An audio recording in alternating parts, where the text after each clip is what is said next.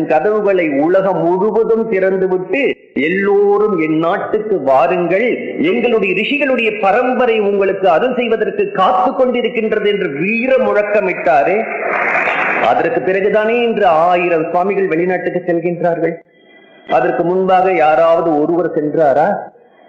அல்லது சுவாமி விவேகானந்தரை தான் அனுப்புவதற்கு முயற்சி செய்தார்களா? உதவி செய்தார்களா? அங்கிருக்கும்போது அவர் அந்த உலகத்திலே இருக்கக்கூடிய அந்த சர்வமதா சபையிலே பேசும்போது கூட அவருக்கு எவ்வளவு கடன்களை கொடுத்து அவரை பேச முடியாதபடி செய்ய வேண்டும் என்று செய்தவர்கள் வெட்கக்கேடு இந்தியர்களே பலர் செய்தார்களே. அத்தனையும் மீறி அத்தனை தடைகளையும் உடைத்து எறிந்து சிம்ம கர்ஜனை என்றால் அது சுவாமிஜியினுடைய கர்ஜனை தான். அன்று ஒரு மணி அடித்தது.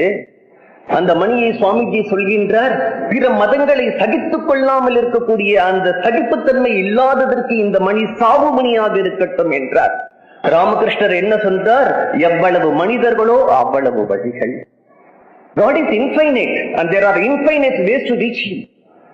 எவ்வளவு மனிதர்களோ அவ்வளவு வழிகள் இருக்கும் பொழுது நம்முடைய சனாதன மதத்தினுடைய பெருமையை சொல்லக்கூடிய அவசியம் என்ன வந்ததுன்னார். எவ்வளவு வழிகளோ எவ்வளவு மனிதர்களோ அவ்வளவு வழிகள் என்று சொன்ன ராமகிருஷ்ணர் இன்னொன்னும் சொல்லியிருக்கிறார்.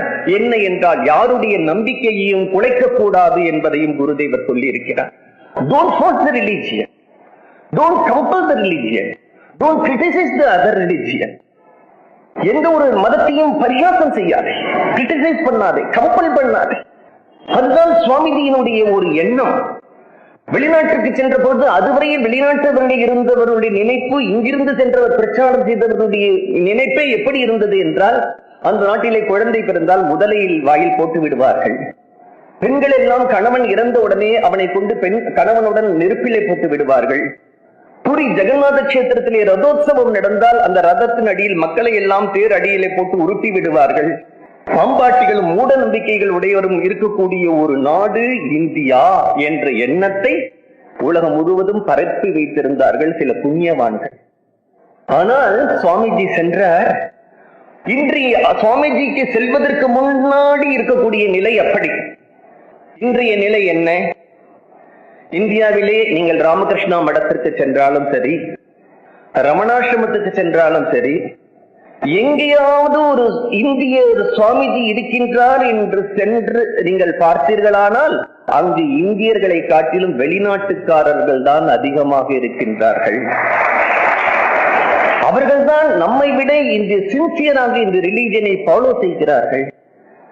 காரணம் என்ன என்றால், பிறகுதான் அவர்களுக்கு தெரிந்தது உண்மையான மதம், உண்மையான தத்துவம், ஆழ்ந்த அறிவு, சகிப்புத்தன்மை எல்லாம் சேர்ந்த ஒரு மதம் சனாதனமான ஒரு மதம்.